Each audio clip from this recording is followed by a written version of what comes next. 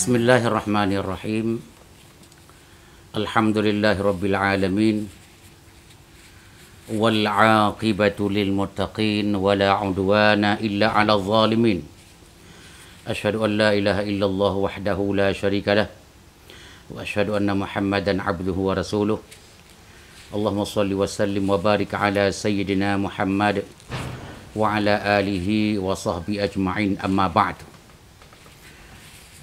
Para pemirsa di mana saja berada, bapak-bapak dan ibu-ibu sekalian yang dirahmati Allah, Assalamualaikum jami'an warahmatullahi wabarakatuh. Alhamdulillah, pada kesempatan ini kita akan mengkaji kembali sesi kedua tentang pernak-pernik dalam bulan Ramadan, dan sekalian pernak-pernik dalam bulan Ramadan ini akan kita bisa amalkan juga kadang-kadang di luar Ramadan yang berkaitan dengan bulan Ramadan dan puasa bulan Ramadan. Salah satu, karena saking banyaknya pernak-pernik itu sampai kami membagikan pernak-pernik itu kepada beberapa sisi, yang hari ini sisi yang kedua. Sesi yang kedua ini kita bicarakan beberapa persoalan pernak-pernik yang terjadi di dalam masyarakat yang berkaitan dengan Ramadan, berkaitan dengan puasa, dan berkaitan dengan salat dan yang lain-lainnya, termasuk berkaitan dengan kesehatan. Salah satunya kita membagikan persoalan puasa itu, ada yang membatalkan puasa dan ada yang tidak membatalkan puasa dengan beberapa amalan-amalan yang kita lakukan. Salah satunya kita bagi yang pertama yang membatalkan puasa, dan ini jarang dipelajari oleh orang-orang yang tidak tekun dalam belajar agama, tidak tekun dalam belajar fikih. Seperti saya katakan kemarin, kita sering sibuk dengan dunia, kurang mendapat perhatian terhadap agama, terhadap ilmu agama. Akhirnya hal-hal yang pernak-pernik ini jarang kita pelajari. Salah satunya, apabila seseorang sakit, dibawa ke rumah sakit, dia dalam keadaan berpuasa. Sampai di sana dokter mengatakan ini harus muntah orang ini. Setelah dimuntahkan keluar dari perutnya, dia akan sehat. Karena itu pemandangan dokter. Tiba-tiba tangan perawat pun masuk ke dalam mulutnya yang agak dalam, ke kerongkongannya, lewat jari telunjuknya atau jari tengah atau sebagainya, sehingga orang yang sakit tadi muntah. Pertanyaannya, apakah dia batal puasanya orang yang sakit itu yang sudah muntah dan sudah sehat, atau tidak? Jawabannya, pertama sebelum kita jawab secara logika ya, kita jawab secara hadis dulu. Hadis riwayat Abi Hurairah radhiyallahu anhu yang tercantum di dalam Sunan Abi Daud. Rasulullah bersabda, "Man dzara'ahu qai'un wa huwa sha'im falaysa 'alaihi qada'. Wa inistaqa falyaqdi." Siapa saja yang muntah itu menolak, badannya menolak, dan dia mau muntah tanpa sengaja, mungkin karena ada sesuatu yang kurang sehat, dia harus muntah tanpa diusahakan, dia muntah dalam keadaan dia berpuasa, orang itu puasanya tidak batal karena muntahnya itu tidak sengaja. Ini di pesantren dikaji di mana-mana. Tapi bagi orang yang tidak memahami ilmu pesantren, tidak mengkaji fikih secara khusus, tidak paham ini. Nah, ini menjadi pernak-pernik. Kalau dia sengaja memuntahkan, seperti dokter memasukkan tangannya ke dalam kerongkongan, itu kan sengaja, tentunya dengan izin si sakit. Pada saat itu atau tidak izin si sakit? Jawabannya, saya mengatakan kalau seizin tahu orang sakit mau dimasukkan, dimuntahkan, pada saat itu kalau dia muntah, puasanya batal langsung karena dia sengaja. Karena hadis Rasulullah, wa istaqa falyaqdi, itu puasanya harus diqadha dan karena batal. Seperti itu. Jadi kesimpulan pernak-pernik ini, orang yang muntah sendiri tanpa sengaja itu tidak membatalkan puasa, tapi kalau sengaja dibuat muntah, dia akan batal puasa. Itu satu. Yang kedua, pernak-pernik selanjutnya, orang berwudu. Ini namanya orang berwudu, dalam berkumur-kumur itu siang Ramadan berkumur-kumur. Atau masukkan air dalam hidung itu agak sedikit berlebihan. Berlebihan apa? Agak ke dalam sedikit dia tarik, dia hirup. Akhirnya pada saat itu dia ada sedikit yang terasa masuk ke dalam kerongkongannya. Jawabannya itu adalah membatalkan puasa. Tapi kalau tidak sengaja untuk menarik itu, kebetulan saja tanpa sengaja, tapi dengan setelah dia jaga diri, itu tidak membatalkan puasa. Ini jarang sekali dikaji oleh kita-kita yang sibuk dengan urusan dunia dan jarang memberi kesempatan untuk mendapat ilmu yang benar tentang seperti ilmu fikih dan sebagainya. Kemudian selanjutnya yang pernak-pernik yang jarang kita pelajari yaitu istimna. Ini anak-anak muda kadang-kadang yang belum nikah, dia mengeluarkan maninya sendiri dengan tangannya, itu istimna dalam bahasa agama. Orang-orang yang seperti itu ya, itu akan sengaja dia mengeluarkan, itu batal puasa. Batal. Tetapi kalau dia keluar mani dengan cara dia mengkhayalkan atau ihtilam tidur siang tapi setelah itu dia mimpi basah, setelah itu keluar mani, jawabannya itu tidak. Kan beda tipis antara sengaja mengeluarkan dengan tidak sengaja. Termasuk mengkhayalkan sesuatu itu tidak langsung kita mengeluarkan mani. Nah, akhirnya mani keluar, itu pun kalau tidak sengaja, kalau seperti bermimpi atau dengan mengkhayalkan keluar mani, itu tidak membatalkan puasa. Tapi kalau sudah main tangan dan sebagainya, mengeluarkan setengah, itu batal puasa. Kemudian pernak-pernik selanjutnya, persoalan ini yang sering terjadi di makan sahur dan di buka puasa. Ini sering terjadi. Baru seperti kemarin saja kita dihujani oleh media sosial tentang ada orang yang entah dibuat-buat itu, katakanlah dibuat-buat, tapi ada hikmahnya. Ada orang siap makanan di depan meja makan, langsung dia dengan minumannya, dia hanya menunggu detik-detik berbuka puasa. Waduh, tinggal 3 menit lagi. Tiba-tiba mendengar suara di masjid. Suaranya itu Allah. Langsung dia ambil air, dia minum, dia nggak mendengar lagi ujung kalimat Allah itu. Tiba-tiba setelah dia kenyang minum air, ujungnya kita dengar Allahu la ilaha illa huwal hayyul qayyum. Rupanya orang baca ayat kursi. Saking dia ingin buka cepat, akhirnya salah buka. Itu pertanyaannya, batalkah puasa dia? Kan itu pernak-pernik. Jawabannya, ayyatabayyanal ghalat bil akli naharan. Au ayyatabayyanal ghalat li adami ghurubis syamsi. Pada saat dia sengaja, dia jelas-jelas salah. Bukan sengaja.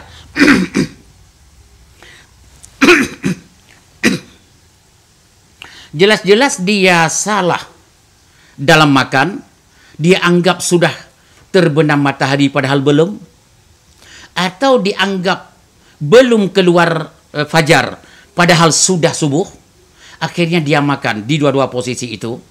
Jawabannya, kalau dia zanninya yang salah, itu tidak apa-apa dan tidak membatalkan puasa. Ya.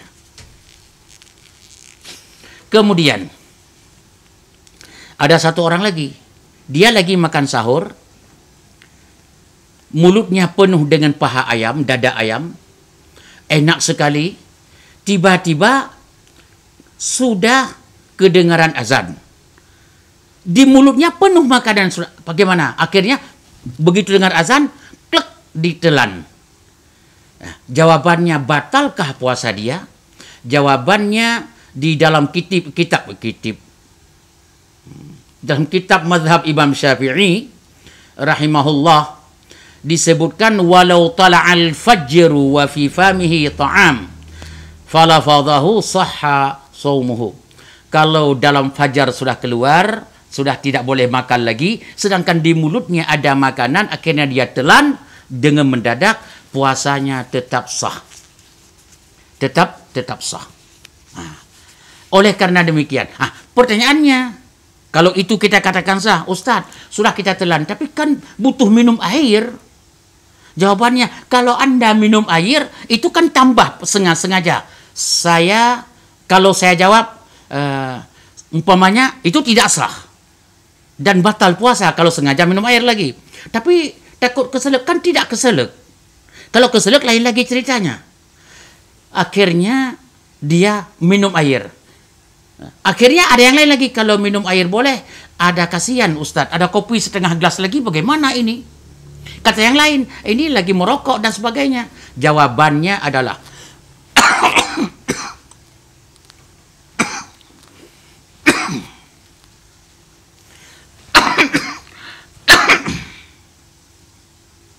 ya, maaf.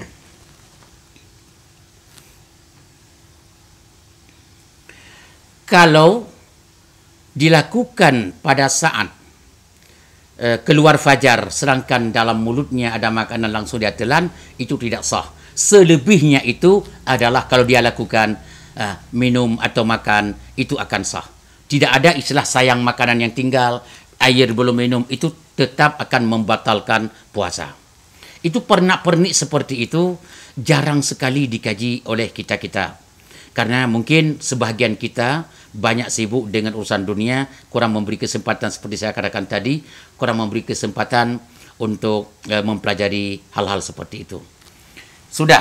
Kemudian yang selanjutnya, hal-hal yang tidak membatalkan puasa, yang kita ini ragu apakah pernak-pernik ini membatal atau tidak. Contoh, ada orang sakit badannya, sehingga dia setiap 3 bulan sekali dia berbekam. Boleh nggak berbekam dalam bulan Ramadan? Boleh nggak berbekam dalam bulan Ramadan? Jawabannya, boleh berbekam dalam bulan Ramadan. Dan dalam hadis sahih, Rasulullah SAW sendiri pernah berbekam beliau dalam keadaan berpuasa. Itu sudah jelas, itu tidak ada berbeda pendapat di antara kita. Kemudian, boleh nggak berbekam?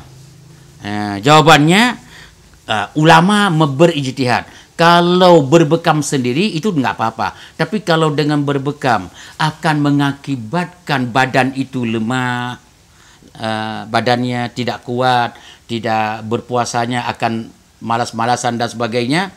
Jawabannya, akankah batal? Itu hukumnya makruh. Tetap tidak batal puasa. Oh, kalau begitu Ustadz, kalau mengambil darah apa istilahnya? Untuk kesehatan. Kalau kita umpamanya datang ke dokter rumah sakit untuk kita cek darah kita diambil sedikit, itu batal nggak? Sama dengan berbekam, tidak akan membatalkan puasa. Pertanyaan selanjutnya, ini pernak-pernik. Kakak saya, keluarga saya, dia cuci ginjal, cuci darah karena ginjalnya bermasalah. Seminggu 2 kali atau seminggu sekali dan seterusnya. Mudah-mudahan Allah menjaga kita dari kesehatan selalu prima insyaallah. Apakah hukum cuci darah dalam bulan puasa bagi orang yang sakit? Akankah membatalkan puasa? Jawabannya, cuci darah itu dalam bahasa fikih disebut ghasilul kilawi. Jadi cuci darah,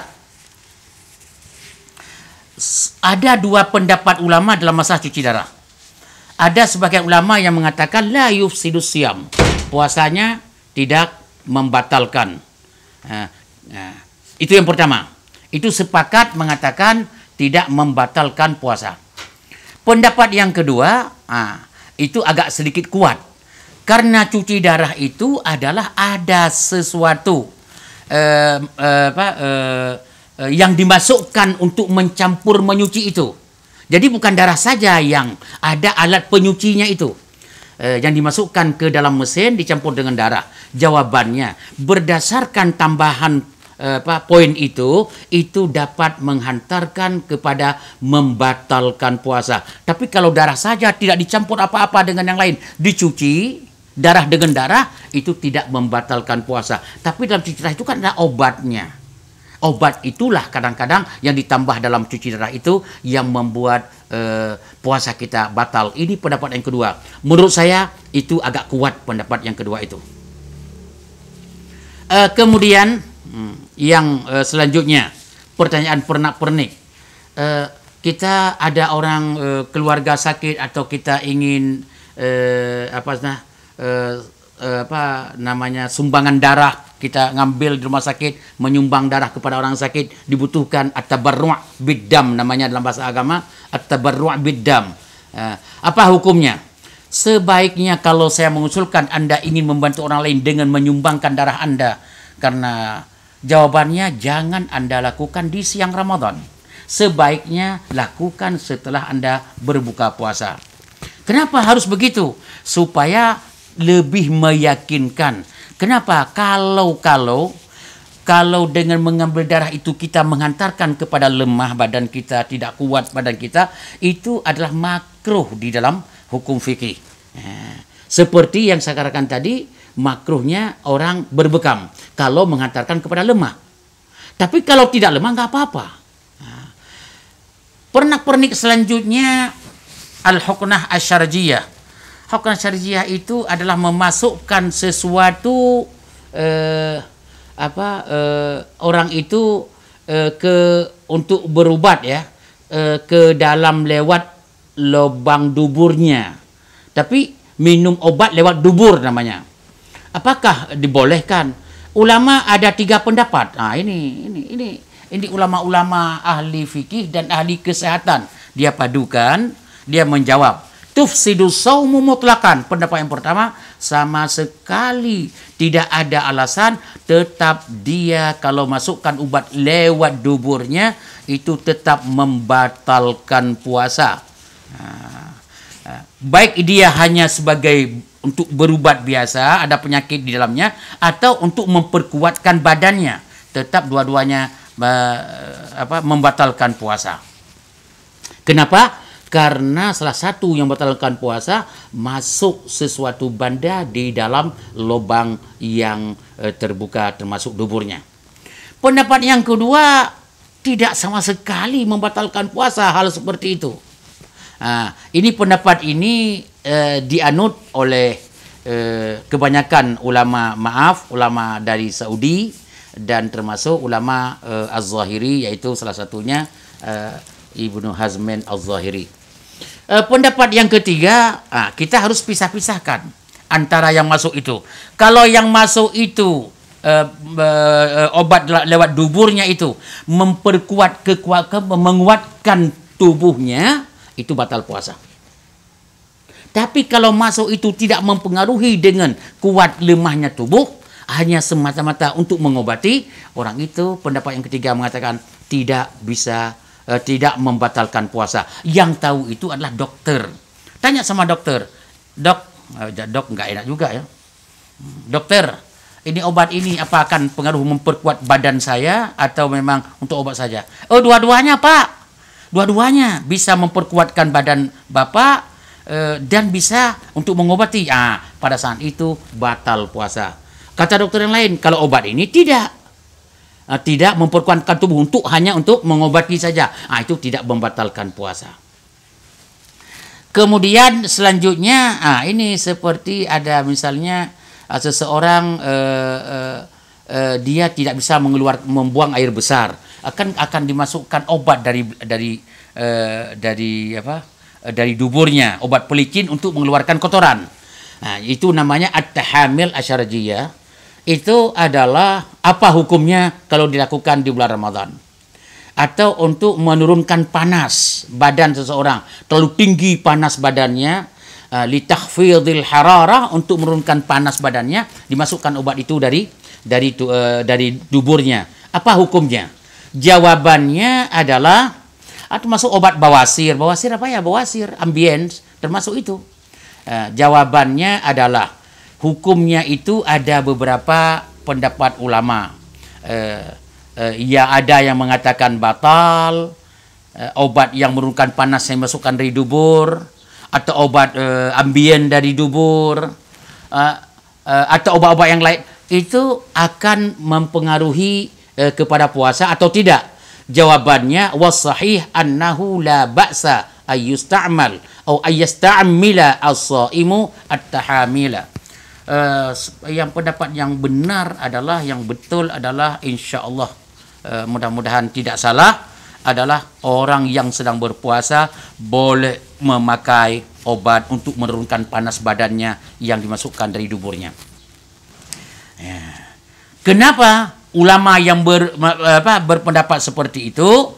Karena kenapa? Yang tidak diperbolehkan untuk memperkuatkan tubuhnya lewat makan dan minum, atau yang seirama, yang seperti makan dan minum. Sedangkan itu hanya untuk mengeluarkan najisnya, menurunkan panasnya, tidak hubungan dengan membatalkan puasa. Karena itu yang pendapat yang terakhir. Karena persoalan-persoalan yang kekinian membutuhkan ijtihad yang kuat, memahami persoalan di bidang agama, di bidang hukum fikih, dan orang itu pula dalam menjawab masalah harus memahami bahagian kedokteran.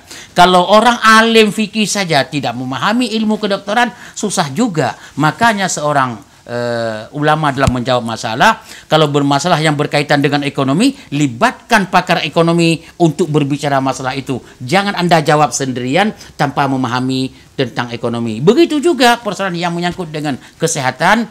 Kalau mau menjelaskan tentang fikih, panggil orang kesehatan, minta pendapat, minta penjelasan, pahami bahasa mereka, pahami tujuan mereka. Setelah itu baru ada hukum fikih. Makanya MUI, mudah-mudahan semua mereka dijaga oleh Allah, di saat sebelum mengeluarkan pendapat, mereka hadirkan pihak-pihak yang berkaitan dengan ekonomi, dengan sosial, dengan kesehatan, dengan sebagainya.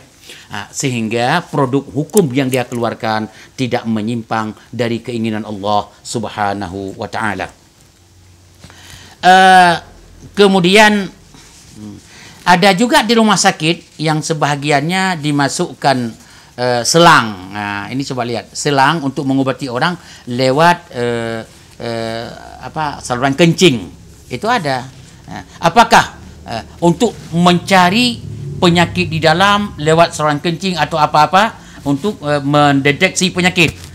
Apakah akan membatalkan puasa? Sebahagian ulama juga tidak pernah tidak berbeda. Ada far'al ba'du anna dzalika yuftir as-shaim. Jadi dapat membatalkan puasa orang yang berpuasa. Sementara ada sebahagian ulama mengatakan tidak ada masalah karena itu tidak mempengaruhi kepada tubuh, hanya mendeteksi penyakit. Tetapi kalau kita seperti itu kan agak sedikit simpang siur.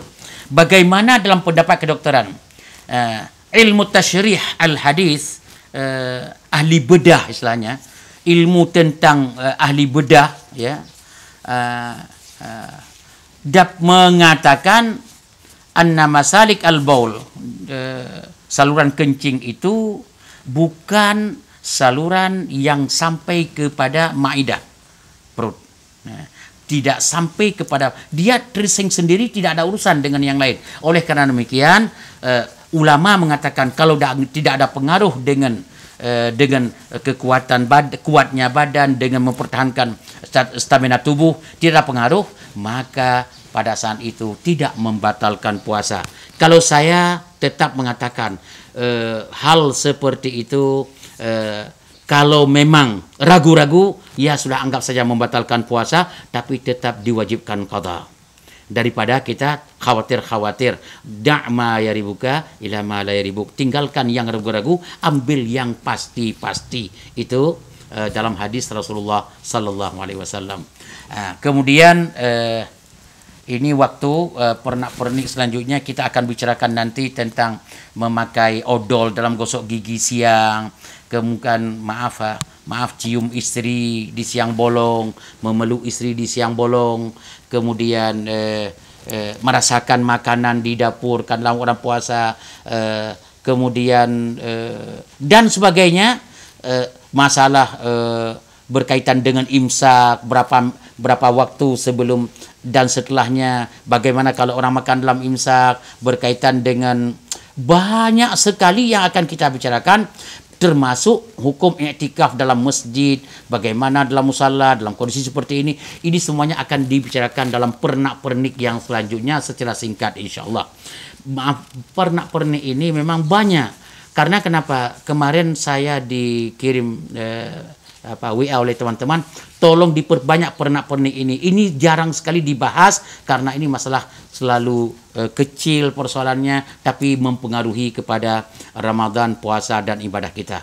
Saya jawab insya Allah. Kalau begitu, mudah-mudahan karena sudah waktunya sudah masuk ke setengah jam, mungkin pemirsa di mana saja berada, mungkin dari Amerika boleh silakan. Ada dari Amerika ada Bapak Anto, saya lihat ini ada beberapa orang nih.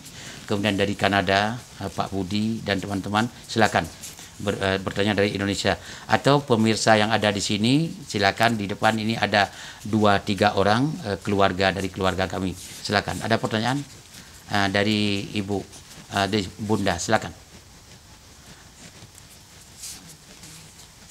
Dari pemirsa. Oh, jadi dari pemirsa. Silakan. Silakan. Silakan. Assalamualaikum warahmatullahi wabarakatuh. Waalaikumsalam warahmatullahi wabarakatuh. Ini ada pertanyaan yang pertama dari saudara Siti Aminah.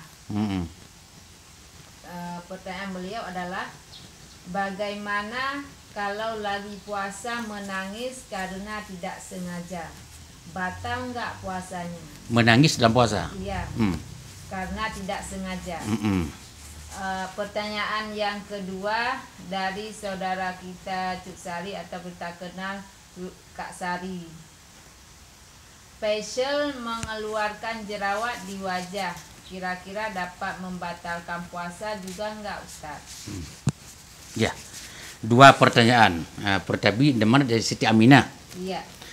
Dari pemirsa Siti Aminah, yang kedua dari Cusari. Jazahumallahu khairan. Pertanyaannya yang pertama, kita dalam bulan Ramadan ini menangis. Menangis, tanya dulu, menangis karena apa? Karena di PHK dari perusahaan. Ini satu masalah menangis. Yang kedua, menangisnya karena Anda sakit atau karena terlalu gembira. Karena sakit dan gembira juga ikut kita menangis. Terlalu sakit juga menangis, terlalu gembira juga kita, terlalu terharu itu juga menangis. Atau menangis karena takut kepada Allah setelah baca Quran, menangis, berdoa, menangis dan sebagainya. Kesimpulannya semua poin-poin menangis itu, cara-cara menangis itu yang namanya menangis tidak akan membatalkan puasa insya Allah. Apalagi dianjurkan menangis untuk bertaubat kepada Allah, mengingat banyak dosa yang pernah kita lakukan. Sangat diharapkan untuk kita sering menangis. Allahu ta'ala alam. Untuk pertanyaan yang kedua, kita jerawat banyak di muka kita. Ya, apakah kalau kita cabut, kita tekan jerawat itu, kita cabut siang bolong, kadang nggak ada kerja yang lain? Nah, jawabannya, pertama, perbanyaklah baca Quran, jangan memperbanyak cabut jerawat. Itu penting. Banyaklah baca Quran. Ini Cuk Sari ini mungkin dari Eropa. Jadi beliau ini karena dari Eropa kan dia jarang berbicara tentang agama. Mudah-mudahan Cuk Sari yang dari Eropa atau dari mana, tolong ya, jangan sibuk dengan jerawat. Sibuklah dengan Al-Quran. Begini Ustadz, kami tidak sibuk dengan jerawat. Lagi-lagi baca Quran, biasalah tangan itu menekan jerawat, tarik jerawat. Jawabannya, insya Allah tidak akan membatalkan puasa. Allahu ta'ala alam. Karena sudah waktu kita janji cuma setengah jam, ya Alhamdulillah sudah setengah jam lebih, selalu setengah jam lebih. Insya Allah di lain kesempatan kita akan bicarakan tentang masalah gosok gigi. Di siang hari pakai odol, ada yang nggak pakai odol, katanya nggak boleh. Kita bicarakan pernak-pernik seri yang ketiga insya Allah di besok. Mudah-mudahan pemirsa, terima kasih atas kerjasamanya, terima kasih atas telah joinnya di mana saja berada. Saya hanya mengatakan, ayo kita semuanya bergabung dalam mencari ilmu Allah Subhanahu wa Ta'ala.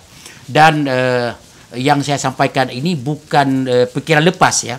Saya melihat dulu, mengumpulkan dulu data-data bagaimana pendapat ulama, bagaimana pemikiran ulama, sehingga yang saya sampaikan mudah-mudahan kalaupun ada yang salah yang karena nafsu saya tidak terlalu banyak, dan Allah akan memaafkan dosa orang-orang yang salah tanpa sengaja, dan yang sengaja pun akan Allah ampuni dosanya insyaallah. Mudah-mudahan puasa kita selalu akan sampai ke sebulan ini tanpa ada kendala, dan kita sehat walafiat, keluarga sehat walafiat, dan jaga dirimu selalu stay at home untuk menjaga jangan penularan virus yang semakin hari semakin kelihatan bertambah sangat signifikan. Mudah-mudahan ya Allah cabutlah virus corona ini secepatnya dari bumi-Mu ya rabbal alamin. Baik para hadirin pemirsa yang rahmati Allah, mari kita berdoa kepada Allah Subhanahu wa taala khususnya ke dalam bulan Ramadan, dan kita doakan kita ini mudah-mudahan jauh daripada penyakit dan selamat dunia dan akhirat. Alhamdulillah rabbil alamin wa sallallahu ala sayyidina Muhammad wa ala alihi wa sahbihi ajma'in. Bismillahilladzi la yadurru ma'asmihi syai'un fil ardi wala fis sama' wa huwas samiul alim. Bismillahilladzi la yadurru ma'asmihi syai'un fil ardi wala fis sama' wa huwas samiul alim. Bismillahilladzi la yadurru ma'asmihi syai'un fil ardi wala fis sama' wa huwas samiul alim. Rabbana kashif 'annal 'adzab inna mu'minun. Rabbana kashif 'annal 'adzab inna mu'minun. Rabbana kashif 'annal 'adzab inna mu'minun. Nastaghfirukallahumma ya Allah wa natubu ilaik. Nastaghfirukallahumma ya Allah wa natubu ilaik. Nastaghfirukallahumma ya Allah wa natubu ilaik. Wa sallallahu ala sayyidina Muhammad wa alihi wa sahbihi walhamdulillahi rabbil alamin. Wassalamualaikum warahmatullahi wabarakatuh.